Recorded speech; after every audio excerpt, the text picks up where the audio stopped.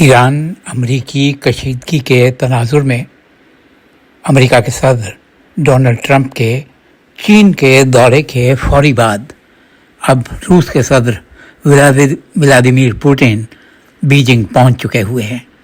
इस दौरे को बहुत सी जहतों से अहम करार दिया जा रहा है। चीन, रूस और ईरान गुज़श्ता चंद बरसों में एक गैर रस्मी स्ट्रेटेजिक ब्लॉक की सूरत अख्तियार करते जा रहे हैं। ये तीनों ममालिक अमरीकी दबाव, पाबंदियों और मगरबी असर व रसूख के मुकाबिल मुतबादिल आलमी तवाज़ुन बनाने की कोशिश कर रहे हैं। मैक्सिमम प्रेशर की पॉलिसी रूस और चीन, अगर ट्रंप इंतज़ामिया ईरान पर दोबारा दबाव डालता है तो ईरान के लिए सिफारती और मुआशी सहारा बन सकते हैं। ख़ास तौर पर रूसी अस्करी सियासी ताउन बढ़ा सकता है। चीन ईरानी तेल की बड़ी ख़रीदार ताकत बन सकता है।